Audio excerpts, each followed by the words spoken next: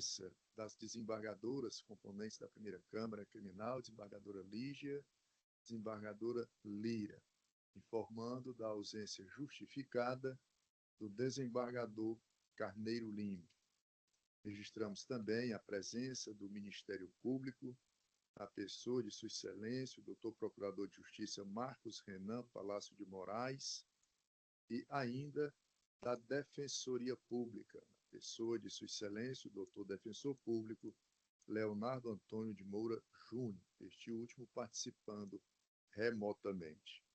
Cumprimentamos as senhoras e senhores advogados que participam desta sessão, destacando aquelas e aqueles que farão sustentação oral, bem como as demais causídicas e causídicos que nos acompanham pelas redes sociais.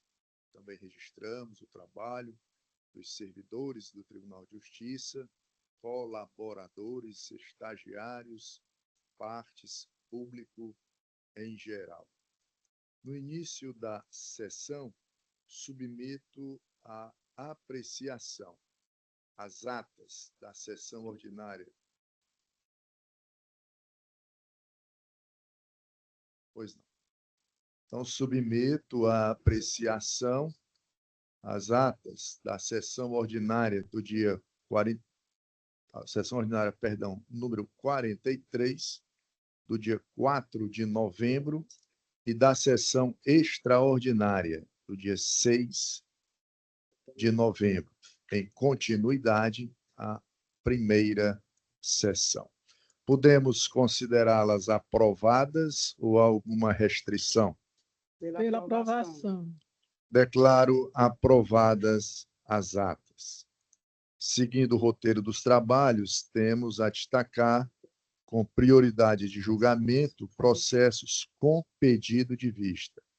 O primeiro deles é o item 1, que traz o recurso em sentido estrito de número 101.42, dígito 76.2023.8.06.0111. Recorrente Leandro César de Mesquita e outros. Recorrido o Ministério Público. Sob minha relatoria, no julgamento desse processo que iniciou-se na sessão do dia 4, após a sustentação oral realizada, eu pedi vista dos autos para examinar questões pontuadas durante o julgamento. Não pude trazê-lo ainda, o farei sem falta na próxima sessão. Fica, portanto, adiado o seu julgamento. No item 2, em sede de pedido de vista também, destaco a apelação criminal 200.184, dígito 54.2024.8.06.0303. Apelante J.O. dos S.F. Apelado o Ministério Público. A relatoria da desembargadora Lira e a revisão do desembargador Carneiro Lima. Na sessão do dia 4 de novembro, o voto da eminente relatora fora apresentado no sentido de conhecer do apelo para negar-lhe provimento. Eu pedi vista desse processo e trago o voto vista nos seguintes termos. Um instante só. Não foi o Excelência, com licença, boa tarde. Perdão. Não foi o desembargador Carneiro, não? Não, fui eu. Foi? Ah, sim. O desembargador Carneiro foi o... Isso. Obrigado. Esse fui eu. Só um instante.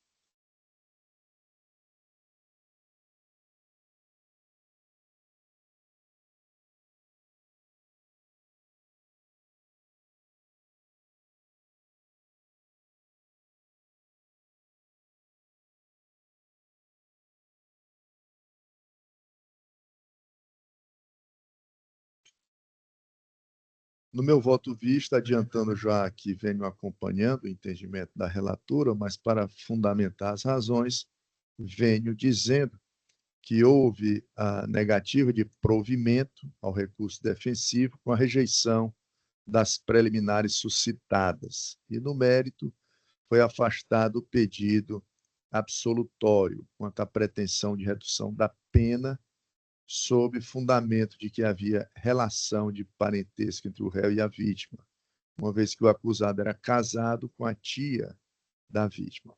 Após análise do conjunto probatório formado sob o crivo do contraditório, incluindo o interrogatório do réu, o depoimento da vítima e os relatos das testemunhas, verifica-se que JOSF era casado com a irmã da bisavó da vítima. Os abusos de natureza sexual teriam ocorrido na residência da bisavó, em momentos nos quais a vítima se encontrava sozinha com o réu.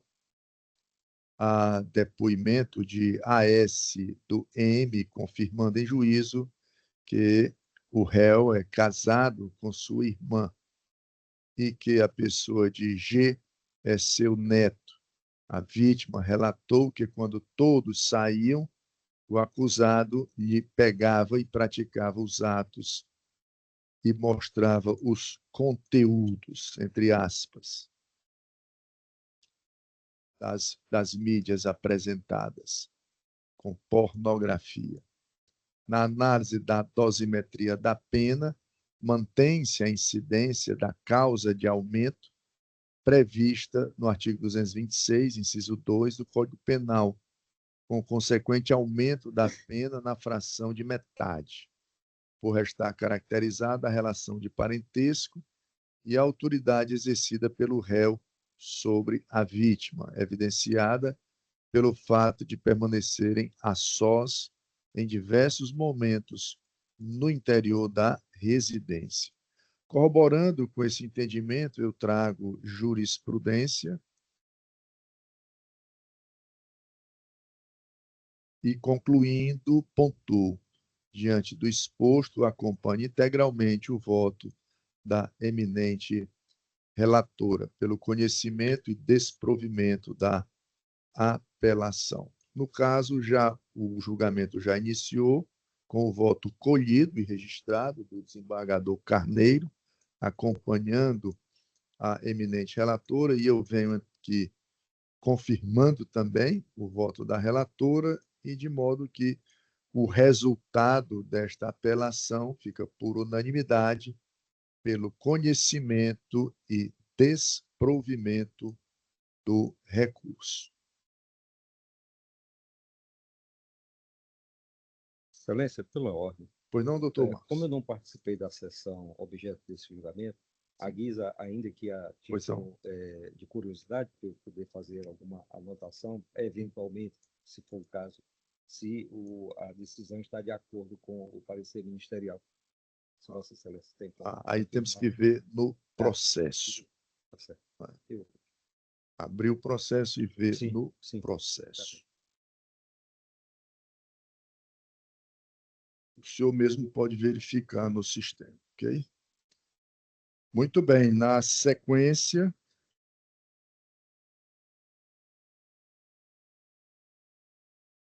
item 3 dos pedidos de vista, destaco a apelação criminal 201.673, dígito 32.2024.8.06.0302, em que é apelante Matheus Felipe Viana Francelino, apelado do Ministério Público, a relatoria da desembargadora Lira e a revisão do desembargador Carneiro Lima.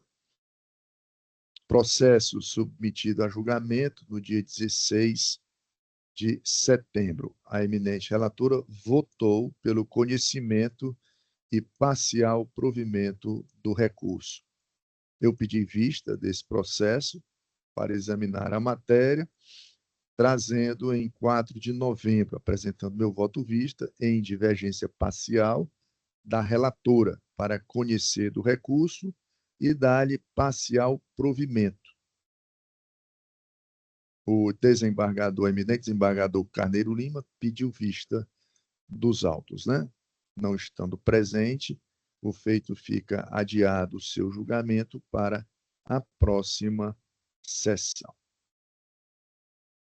Item 4, também em sede de pedido de vista, apelação criminal 205.540, dígito 94.2023, tem como apelante Antônio Jardel Bezerra de Oliveira, apelado do Ministério Público, relatoria do desembargador Carneiro Lima. O próprio desembargador Carneiro, relator, após a sustentação oral, requereu vista dos autos para melhor exame da matéria enfocada. Também fica adiado para a próxima sessão. Na sequência, proclamarei os resultados referentes aos feitos já julgados por unanimidade, sem pedido de sustentação oral. Na sequência, passaremos ao julgamento dos processos com pedido de sustentação oral. Como eu faço habitualmente, vou me cingir a identificar o item do roteiro e o resultado final. Julgando em sede de habeas corpus, item 1, conhecido e concedido. 2, será julgado com sustentação oral. 3, conhecido e concedido. 4, conhecido.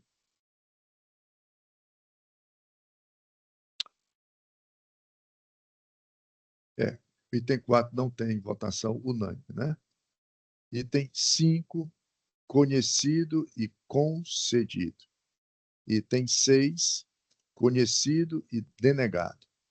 Item 7, parcialmente conhecido e denegado. 8, parcialmente conhecido e denegado. 9, conhecido e denegado. 10, conhecido e denegado. 11, não conhecido. 12, parcialmente conhecido e denegado. 13, será julgado com sustentação oral. 14, parcialmente conhecido e denegado. 15, conhecido e denegado. 16, conhecido e denegado. 17, parcialmente conhecido e denegado. 18, conhecido e denegado. 19, será julgado com sustentação oral.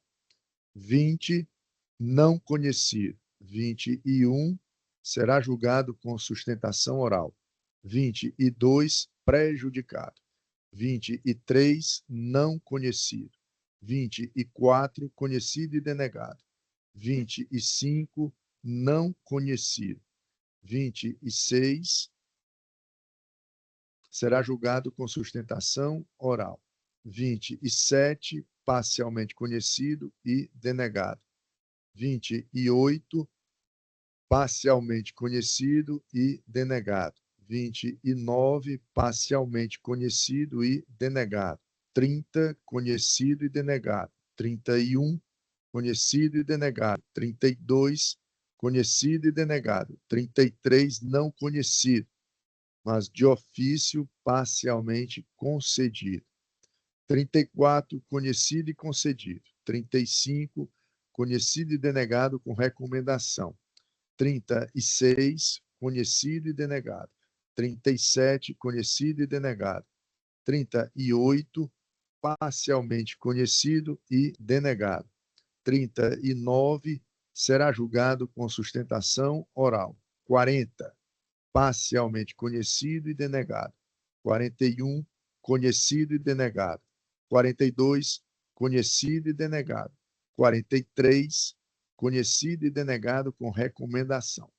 44, conhecido e denegado. 45, prejudicado. 46, parcialmente conhecido e denegado. 47, conhecido e concedido. Em julgamento, conflitos de competência. Item 1, competente o juízo suscitado, que é o juiz de direito da primeira vara da comarca de Uruburetama. 2, competente o suscitado, juiz de direito da primeira vara criminal de Sobral. 3, competente o juízo suscitante, juiz de direito da primeira vara da comarca de Acaraú. Em julgamento, embargos de declaração. Item 1, conhecidos e rejeitados. 2, conhecidos e parcialmente acolhidos. 3, conhecidos e parcialmente acolhidos. 4, conhecidos e rejeitados. 5, conhecidos e rejeitados. 6, conhecidos e acolhidos com efeitos infringentes. 7, conhecidos e parcialmente providos. 8, conhecidos e parcialmente providos. 9, conhecidos e rejeitados. 10, conhecidos e rejeitados. 11, agravo interno criminal, conhecido e desprovido. 12, ainda agravo interno criminal, não conhecido. Em julgamento, processos da pauta de número 43, recursos de apelação.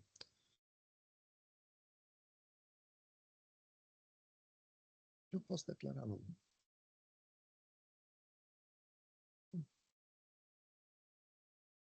Item 1, será julgado com sustentação oral.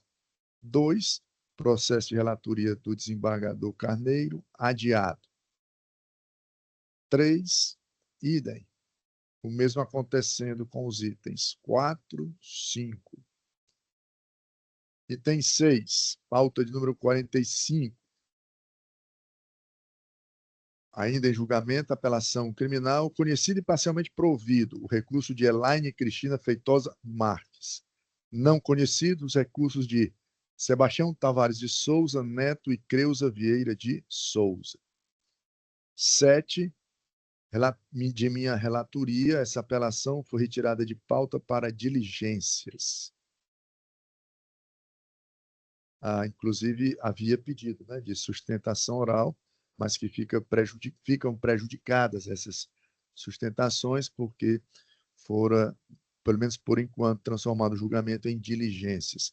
Apelação de número 13798, dígito 51.2021, retirado de pauta.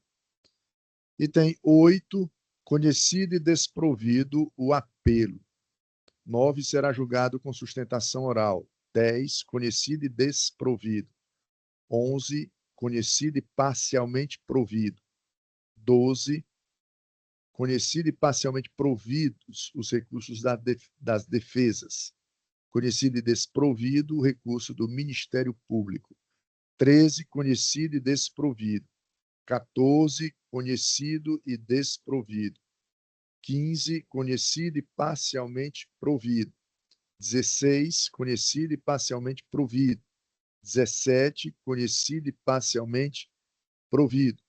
18, conhecido e desprovido. 19, não há unanimidade, né? 20, conhecido e provido. 21, conhecido e... também não há unanimidade. 22, conhecido e parcialmente provido. 23 também não há unanimidade. 24 será julgado com sustentação oral. 25, idem. 26, conhecido e parcialmente provido. 27, conhecido e desprovido. 28, conhecido e desprovido. 29, conhecido e desprovido. 30, conhecido e parcialmente provido. 31, conhecido o recurso ministerial para denegar provimento. Conhecido o recurso defensivo para dar-lhe parcial provimento. 32. Declarada extinta a punibilidade dos apelantes, em face da prescrição retroativa dos crimes de receptação e corrupção de menor, com amparo no artigo 61 do CPP, combinado com o artigo 107, inciso 4 e 109, inciso 5, do Código Penal.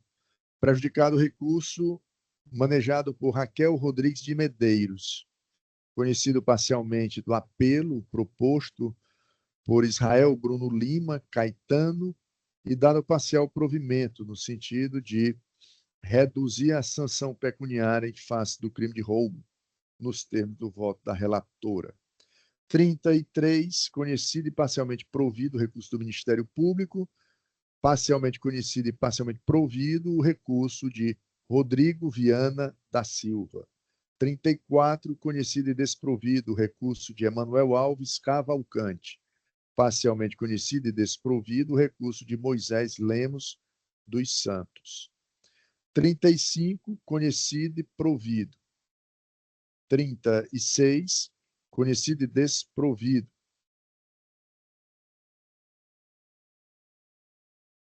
Não conhecidas as preliminares, né? E no mérito, negado provimento. 37, conhecido e desprovido. 38, conhecido e desprovido. 39, será julgado com sustentação oral.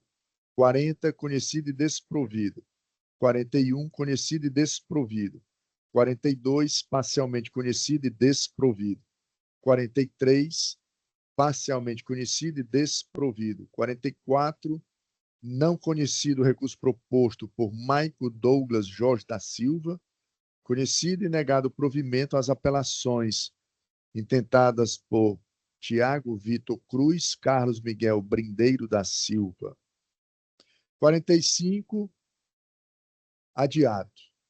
Relatoria da desembargadora Lígia.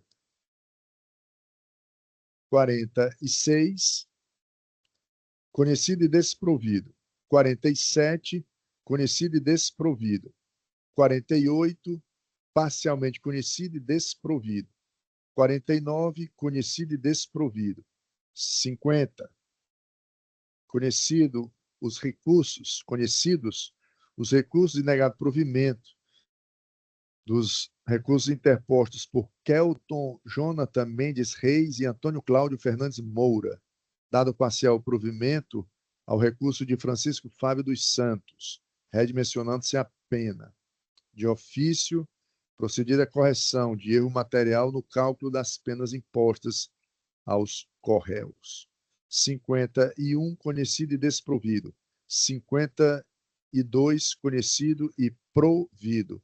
53, conhecido e desprovido. 54, relatoria da desembargadora Lira, adiado. O mesmo acontecendo com o item 55, 56, 57, adiantando que aqui trata-se de revisão do desembargador Carneiro, né? O motivo é a ausência do revisor, né? E também o 58, 59,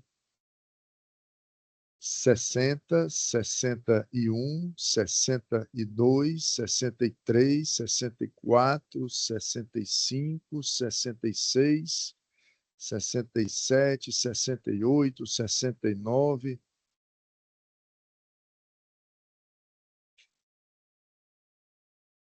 A partir do item 67, a relatoria já é do desembargador Carneiro e pela ausência do relator, não mais revisor, mas do relator, ficam adiados, né? Os itens 67, 68, 69, 70, 71, 72, 73, 74, 75, 76, 77, 78, 79, 80, 81, 82, né? Sendo este item 82 referente ao último processo constante do roteiro de julgamento. Passaremos agora ao julgamento dos feitos com pedido de sustentação oral, iniciando por uma apelação que fora adiada da pauta de número 43, né, da última sessão. Chamo, portanto, o item 1 do roteiro. Item 1 do nosso roteiro.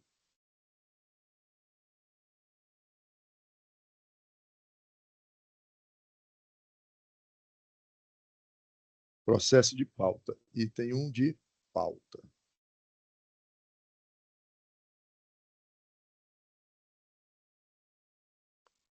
Apelação criminal 120.510, dígito 36.2019.8.06, sequência de 3 zeros, 1. Apelante apelado, TSS. Apelante apelado, o Ministério Público. A relatoria da desembargadora Lígia e a revisão da desembargadora Lira. Como se trata aqui de recurso também tentado pelo Ministério Público, de acordo com o nosso regimento interno, o Ministério Público fala em primeiro lugar. Adianto, é sempre delicado dar essa informação, mas, enfim, é o cumprimento do regimento interno e da lei. É um processo com sigilo. Tá? Então, eu peço encarecidamente aos presentes que aguardem lá fora, tão logo termine, serão chamados. E solicito a técnica que cancele a transmissão para quem não for parte do processo. Né?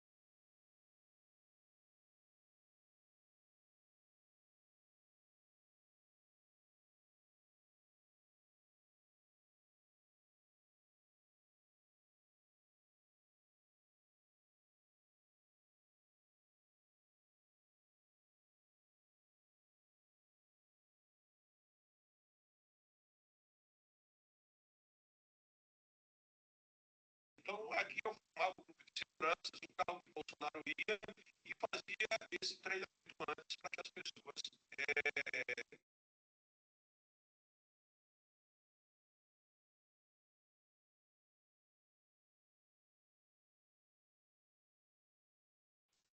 ninguém. Ninguém. Eu nunca recebi um centavo. Antes da campanha de Bolsonaro, aí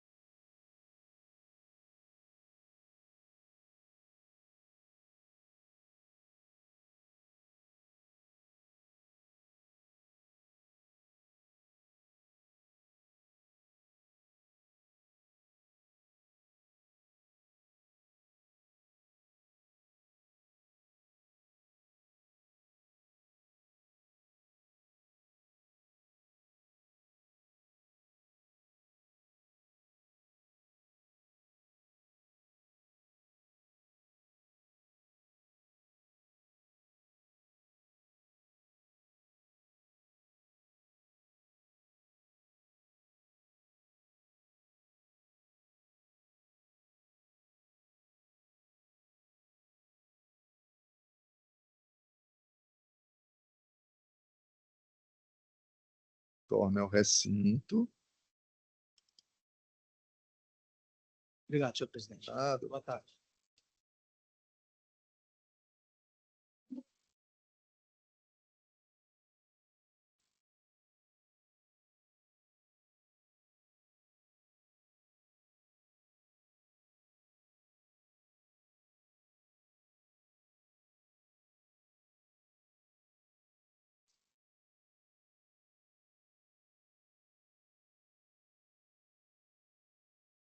Na sequência, então, chamo agora o item 2 do roteiro extra-pauta, habeas corpus, de número 628554, dígito 77.2025.8.06, ponto sequência de 4 zeros. Impetrante Felipe Vasconcelos Feitosa. Paciente Renan de Paulo Oliveira. Impetrado juiz de direito da Vara de Delitos de Organizações Criminosas da comarca de Fortaleza. De minha relatoria. Inscrito para sustentar oralmente o doutor Francisco de Assis Viana. Vieira. Vieira? Pois não, aqui tem Viana. Vieira. Vamos à localização do processo.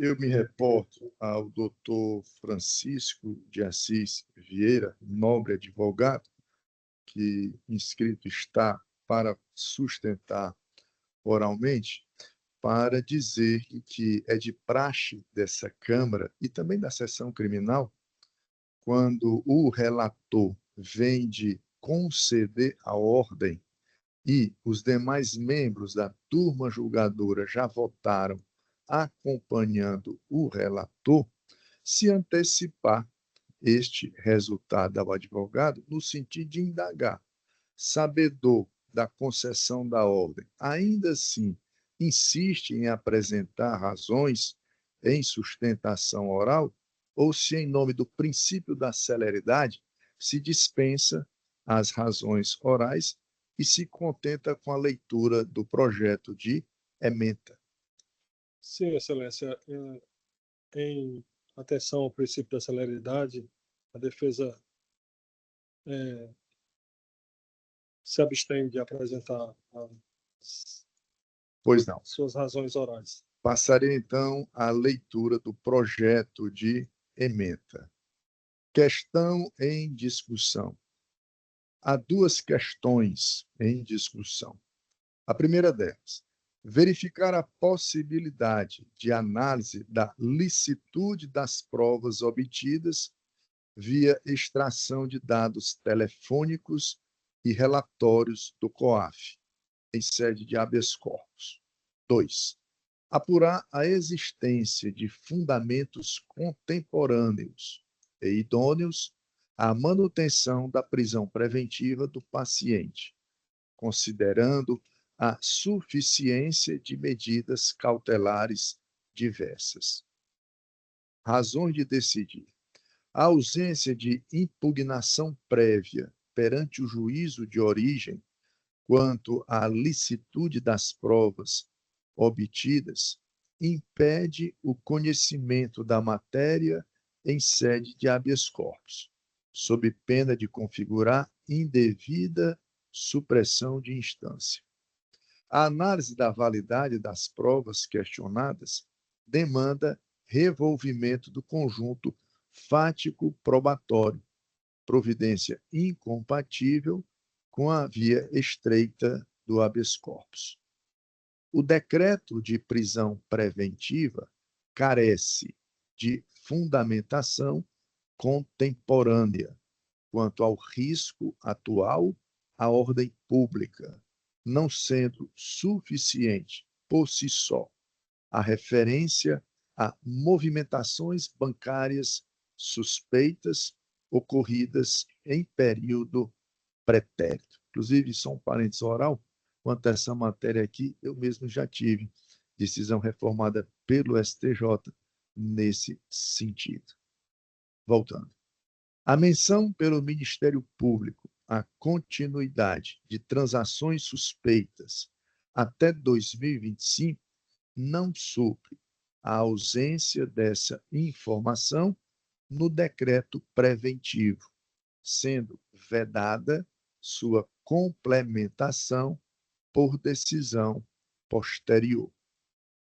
Inexiste notícia de ação penal em curso ou de risco concreto e atual de reiteração delitiva por parte do paciente. Os delitos imputados não envolvem violência ou grave ameaça, e o paciente não figura como líder de suposta organização criminosa. As medidas cautelares diversas da prisão previstas no artigo 319 do CPP mostram-se adequadas e proporcionais para resguardar a ordem pública e assegurar a aplicação da lei penal. A jurisprudência consolidada do Superior Tribunal de Justiça admite a substituição da prisão preventiva por cautelares diversas, quando ausentes fundamentos concretos que justifiquem a custódia extrema. Ordem concedida. É o meu voto. Colho nesse momento o voto da desembargadora Lígia. Ratifico o meu voto provisório. Com o relator. Colho o voto da desembargadora Lira. Por Vossa Excelência. Proclamo o resultado. A primeira Câmara Criminal, por unanimidade de votos, conheceu parcialmente do habeas corpus para concedê-lo. Na sequência, chamo o item 39, extra pauta. Habeas corpus, item 39.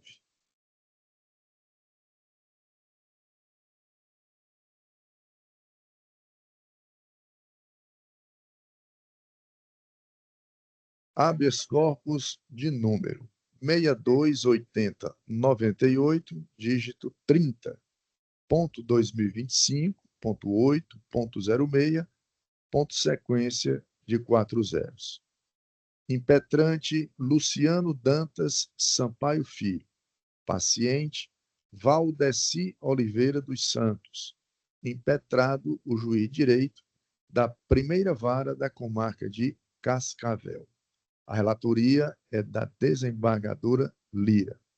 Inscrito para sustentar oralmente, o doutor advogado Luciano Dantas Sampaio Filho, também impetrante, a quem concedo a palavra nesse instante, pelo tempo regimental de 15 minutos.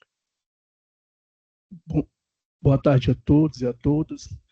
Santíssimo Senhor Presidente desta primeira Câmara, do desembargador Mário Parente, nobre relatora do DCHC, doutora Lira Ramos, cumprimentar a nobre desembargadora, doutora Lígia. Excelência, esse habeas corpus ele foi impetrado em desfavor de uma sentença de pronúncia oriunda da primeira vara da comarca de Cascavel, que denegou o direito ao acusado de recorrer em sentido estrito de uma decisão de pronúncia. O acusado ele é réu primário, possuidor de bons antecedentes, tem residência fixa e ocupação definida. No caso em tela, o motivo pela denegação de recorrer em liberdade, o juízo da primeira vara de Cascavel se pautou num possível antecedente que estava na certidão. Ocorre que esse processo que o juízo da primeira vara da comarca de Cascavel citou, o paciente sequer foi denunciado nesse processo. Está nas folhas do processo. Deixa eu ver aqui. Está no anexo da inicial. Segundo o juízo, a certidão de antecedentes do acusado aponta para a existência de outros processos em andamentos de natureza criminal e ele invocou o enunciado 52 do TJ. No entanto, Excelência, o juízo, ao denegar o direito do paciente de recorrer à liberdade, se fundamentou em premissa equivocada, apontando um processo do qual o acusado sequer foi denunciado. Inclusive, no anexo do inicial da habeas corpus, eu juntei tanto a inicial, que apontava que o paciente foi testemunha dessa ação penal e não acusado. Portanto, o primeiro ponto é a questão dessa negativa de recorrer à liberdade sobre premissa equivocada. Segundo ponto, as próprias condições do paciente, que foi pronunciado somente pelo crime de organização criminosa. Por quê? Por que ele foi pronunciado? Porque é um caso que está em conexo com o crime de homicídio, do qual ele não foi acusado, só foi acusado pelo crime de organização criminosa. É um paciente primário, possuidor de precedentes e residência fixa. Está preso desde novembro de 2023, está com quase 2 anos preso. Se o mesmo vinha a ser condenado pelo tribunal do júri, em hipótese que acreditamos que no recurso distrito essa pronúncia vai ser rejeitada, vai ser pronunciado, o paciente vai já entrar no semiaberto, porque já está com 2 anos preso. Portanto, e com base na jurisprudência do STJ, que diz, cita aqui o HC 708.148 do ministro Joel Ilan Parconic.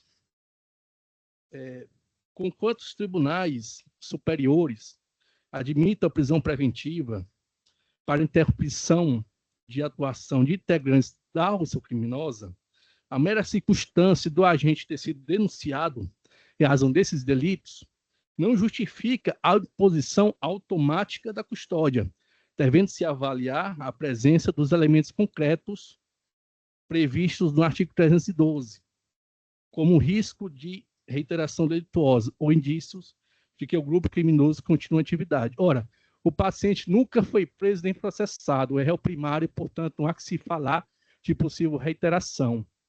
Portanto, fica aqui nosso requerimento da concessão de liberdade provisória, ainda que com a aplicação das medidas cautelares. Lembrando que toda a instrução foi finalizada, não há que se falar em prejuízo ao processo nem ação penal. Pois não, doutor, obrigado. Com a palavra, o Ministério Público por igual tempo.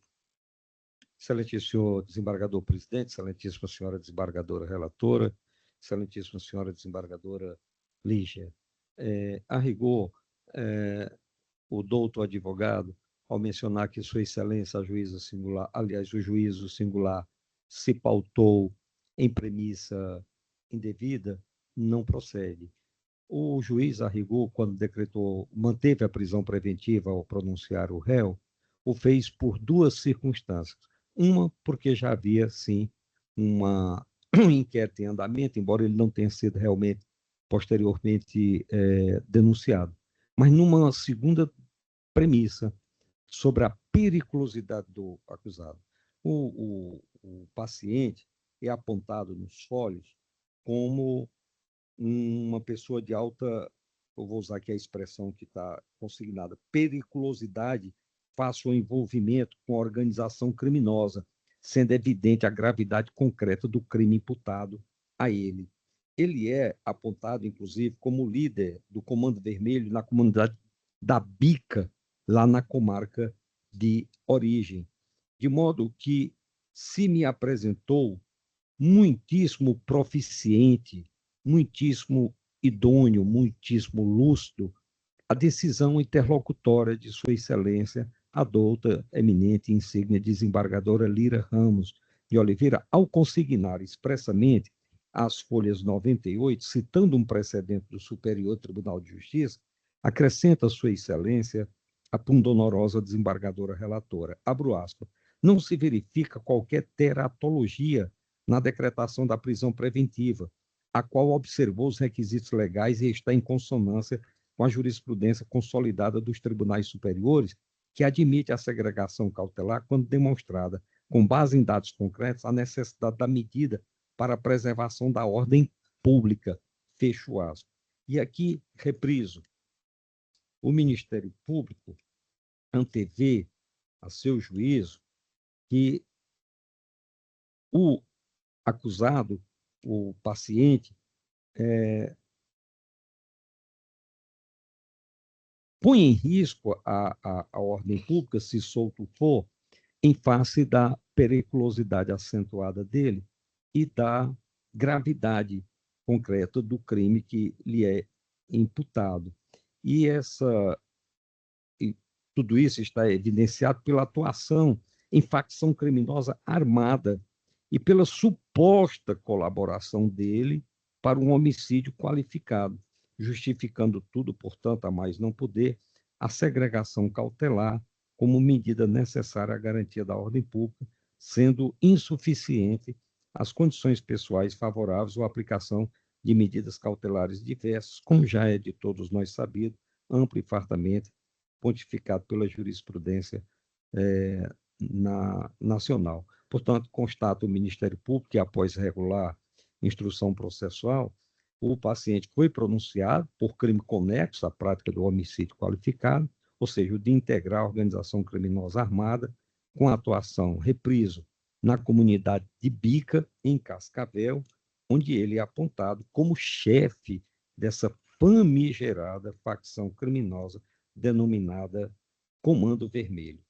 E eu me permito ainda, Excelência, em respeito a essa augusta Câmara Criminal, reproduzir uma jurisprudência da lavra de Sua Excelência Francisco Carneiro Lima, relator do habeas corpus número 063-3232-09-2023, que está reproduzida às folhas 116.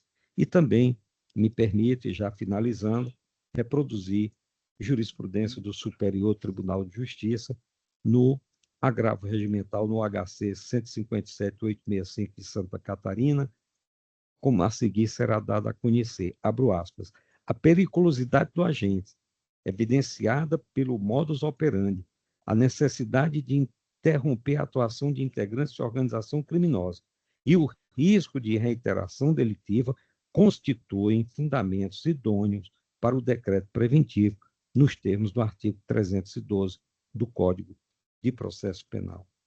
Excelência, agradeço a Vossa Excelência a fala. Presidente, só uma questão de fato, porque a pronúncia, quando fez a referência a um acusado como sino líder, ela fez referência não ao paciente, mas a um outro coacusado, só para, inclusive, ver se o coacusado está respondendo, foi denunciado por justamente essa questão, mas não foi o paciente desses autos, não. Pois não. Com a palavra, a eminente relatora, desembargadora Lira, para apresentar o seu projeto de emenda. Mais uma vez, renovo meus cumprimentos, aqui também ao doutor Luciano. Cuida-se de habeas corpus impetrado por Luciano Dantas Sampaio Filho, em favor de Valdeci Oliveira dos Santos, contra ato praticado pelo juiz da primeira vara criminal da comarca de Cascavel, Ceará, que, após prolatar a decisão de pronúncia nos autos da ação penal aqui dito, manteve a prisão preventiva do acusado pela suposta prática do delito previsto no artigo 2º, parágrafo 2º da Lei 12.850, de 2003. Aqui já passo para as razões de decidir. Quanto à tese da defesa de ausência de fundamentação para a manutenção da prisão preventiva. No caso concreto, observa-se que o paciente foi preso preventivamente na data de 23 de novembro de 2023, conforme consta aqui as folhas 102, 103 do processo aqui dito, pelo suposto. E aqui, como é habeas corpus, doutor Luciano, é pelo suposto crime. Nós não estamos aqui a dizer que tem a prova do crime, mas é o suposto crime de integrar organização criminosa armada em conduta relacionada com o homicídio qualificado ocorrido em julho. Em 21 de agosto de 2025, a pretensa autoridade coautora, ao pronunciar o paciente por crime conexo, como muito bem disse o doutor Luciano, a prática de homicídio qualificado, qual seja o de integrar organização criminosa armada com atuação na comunidade de Bica, em Cascavel, Ceará, ligada ao tráfico de entorpecentes e crimes contra a vida, manteve a prisão preventiva decretada sob o fundamento de permanecerem os motivos que ensejaram o decreto prisional, destacando ainda o entendimento do STJ, no sentido de que não há lógica em deferir a condenação, o direito, que esse é o ponto que o doutor Luciano está a destacar, o direito de recorrer à liberdade quando permaneceu preso durante a persecução criminal, conforme consta as folhas aqui 543 USC 562 dos autos de origem. Compulsando os autos de origem, verifica-se que o juiz primério converteu a prisão em flagrante do paciente em prisão preventiva, com base na existência de indícios, e mais uma vez pontua indícios, apenas indícios, não há provas robustas, de autoria e materialidade delitiva, evidenciado pelos elementos de informação do inquérito policial 39.200/2023, bem como a garantia da ordem pública diante da gravidade concreta do delito, por ser o paciente supostamente acusado de integrar organização criminosa que atua em Cascavel, Ceará, tendo inclusive firmado e fotografado a residência da vítima do homicídio a mando do suposto, mais uma vez suposto, chefe da entidade criminosa, a fim de comprovar a traficância realizada por Francisco Jusileudo, no caso aqui a vítima, em paralelo à organização criminosa, o que teria sido o motivo ensejador da sua morte, que evidencia a periculosidade do paciente e justifica a manutenção da prisão preventiva. E, nesse caso aqui, segundo a jurisprudência desse sodalício, resta fundamentada a decisão que impõe a prisão preventiva com fundamento na garantia da ordem pública quando existe a questão da organização criminosa, e isso é, inclusive, a jurisprudência do Supremo Tribunal Federal. No mais, a manutenção da custódia cautelar no momento da sentença de pronúncia, nos casos em que o réu permaneceu preso durante toda a instrução criminal, não exige fundamentação exaustiva, se é suficiente o entendimento de que permanecem inalterados os motivos que levaram à decretação da medida extrema em um primeiro momento, desde que estejam de fato preenchidos os requisitos, como no caso estão do artigo 312 do CPP. Ademais, conforme devidamente registrado na sentença, aspas, tendo o réu permanecido preso durante a instrução criminal, que eu já disse isso. No tocante aos registros criminais, constato-se que o único registro do paciente, além da ação da presente interpretação, é a ação penal 11.255, dígito 4, 2012.8.06, 2062, na qual o paciente não foi denunciado. Como bem disse aqui o nobre advogado, tampouco o posterior aditamento da denúncia para a inclusão do seu nome. Em julho de 2022, o feito foi encerrado com a extinção da punibilidade, e a extinção da punibilidade foi isso, dada a morte dos dois agentes denunciados. Contudo, a Constituição Preventiva tem como objetivo a garantia da ordem pública, pois o paciente apresenta, supostamente, indício de periculosidade fácil, o envolvimento, supostamente, com a organização criminosa. E aí, por isso que a gravidade do delito. E, nesse sentido, trago a jurisprudência aqui, inclusive do eminente desembargador Mário, nesse sentido de que a prisão preventiva em curso devidamente fundamentada, quando baseada em elementos concretos que indicam a atuação do agente em organização criminal, que é o caso em tela. Quanto à outra tese de condições subjetivas favoráveis do agente, também aqui não se encontra, bem quanto a outra insurgência da impossibilidade de substituição da prisão preventiva por medidas cautelares. Por todo o exposto, conheço do recurso para denegar, do habeas corpus para denegar. É como voto, Excelência.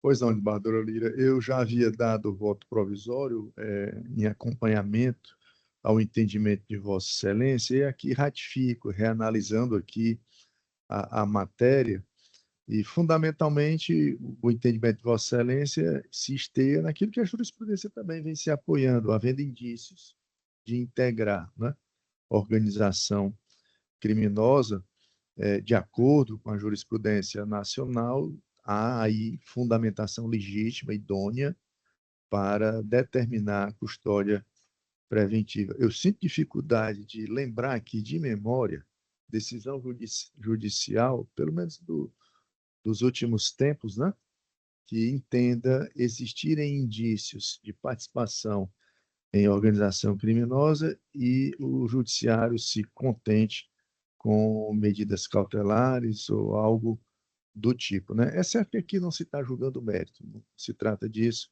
O habeas corpus, ele exige uma abordagem rasa, né? Aqui nos cingimos a questão apenas de indícios e daquele fundamento legal, né? Notadamente no caso presente aqui da ordem pública, né? Então, em face das considerações apresentadas por Vossa Excelência e desses fatos, né, trazidos, eu acompanho, sim, reafirmando assim o voto provisório. Nesse momento, colho o voto da desembargadora Lígia. Com a eminente relatora. Proclamo o resultado. A primeira Câmara Criminal, por unanimidade de votos, conheceu do habeas corpus para denegá-lo. Na sequência, chamo o habeas corpus do item 19 do roteiro. O doutor Marcos falou há pouco, gostaria de se ausentar por alguns instantes. Vamos atender aqui a apóstolo, sem dúvida, sem dúvida. Vamos aguardar por 2 minutinhos, né? A ausência do Ministério Público, e por esse momento fica suspensa a sessão, ok? Por um breve momento.